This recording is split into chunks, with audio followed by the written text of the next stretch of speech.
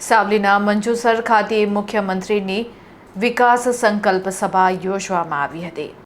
વડોદરા જિલ્લાના સાવલી તાલુકાના મંજુસર ગામે મુખ્યમંત્રીના અધ્યક્ષસ્થાને ભવ્ય વિકાસ સંકલ્પ સભા યોજાઈ હતી। આ કાર્યક્રમમાં સાવલી તાલુકાના હજારો નાગરિકો ઉમટી પડ્યા હતા, જ્યાં મુખ્યમંત્રીએ વિપક્ષ પર આકરા પ્રહાર કરવાની સાથે સરકારની વિકાસ ગાથા રજૂ કરી હતી। મુખ્યમંત્રીએ જણાવ્યું કે ચૂંટણી જીતવા માટે વિકાસના કામો કરવા અનિવાર્ય છે। વડાપ્રધાન નરેન્દ્ર મોદીએ દેશમાં વિકાસની રાજનીતિનો પાયો નાખ્યો છે, જેને કારણે ગુજરાતમાં એમએસએમઈની સંખ્યા વધીને 27 લાખ થઈ ગઈ છે।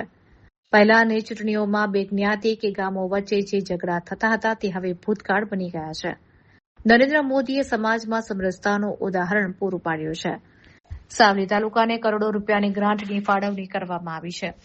રોડ કનેક્ટિવિટી અને પાણીની સમસ્યાઓ ઉકેલાઈ રહી છે, કારણ કે વડાપ્રધાને રાજ્યનો આર્થિક પાયો મજબૂત કર્યો છે। મુખ્યમંત્રીએ વિપક્ષની ટીકા કરતા કહ્યું કે વિપક્ષના હારેલા ઉમેદવારો ચૂંટણી પછી જનતાની વચ્ચે દેખાતા નથી।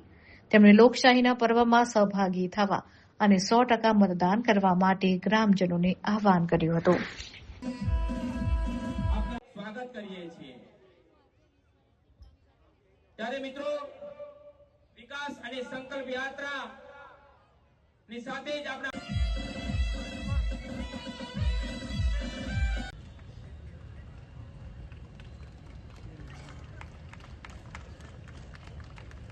ત્યારબાદ આપણી વચ્ચે સાવલી આપના સાવલી તાલુકાના મંજુસર ગામે પ્રજાના પથદર્શક અને આપના લોકલાડીલા ગુજરાત સરકારના મૂળદુ અને મક્કમ મુખ્યમંત્રી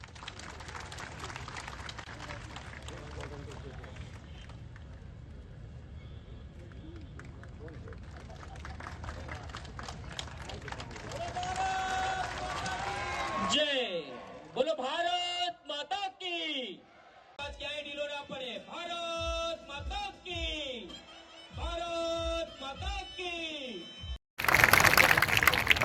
સામેવાળાની કેટલી પરીક્ષા લેવી એ અમને ખબર છે, એટલે બહુ ચિંતા ના કરો। અમે મારું તો એમને મેં બોલવાનું ઓછું હોય છે, પણ હજુ બધા ઓછું બોલીને પૂરું કરીશું આપણે।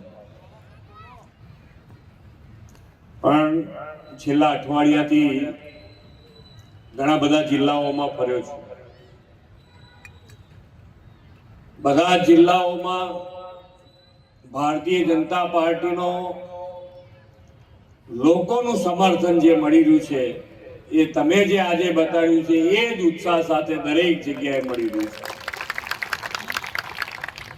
પાત્ર હોય, નલ સે જલ હોય, ઉજ્જવલા યોજના હોય, પ્રધાનમંત્રી આવાસ યોજના હોય, દરેકે દરેક યોજના જેને જે મળવા પાત્ર હોય એને મળે, એના માટે સરકાર કામ કરી રહી છે। અને ખૂબ મોટા કામો થયા છે।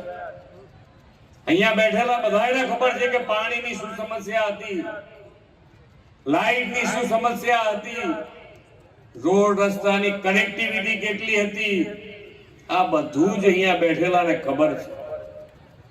હવે જ્યારે વિકાસની રાજનીતિ અને વિકાસની રાજનીતિમાં જે તમે કરોડો રૂપિયાના કામો કહો છો, એ બધા જ કરોડો રૂપિયાના કામ કરવા કેવી રીતે, પૈસાનું શું?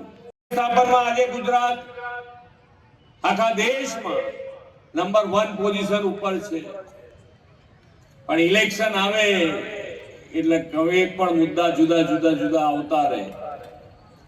રોજગારી બેરોજગારીનો મુદ્દો આવે, બેરોજગારીનો મુદ્દો આવે એટલે કે ભાઈ રોજગારી માટે અહીંયા બેઠેલા ઘણા બધા ખેડૂતો હશે, નાના મોટું કારખાનું ચાલતું છે, બધું તમારા ત્યાં આંગાડી રોજગારી માટેનું તમે બોર્ડ લગાડો કે અમારે અહીંયા માણસની જરૂર છે, ખેતરમાં બોલાવો, તો ખેતર માટે કોઈ આવવા માટે જલ્દી તૈયાર નથી થતું। 5 વાગ્યાના જે પહેલો આવ્યો એનો તો વારો પડી જાય ને। પ્રેસના મિત્રો થોડા વહેલા આવી ગયા છો ને, પણ આપ સૌની જે પ્રમાણે તમારો ઉત્સાહ છે એ અમારા માટે આનંદની વાત છે।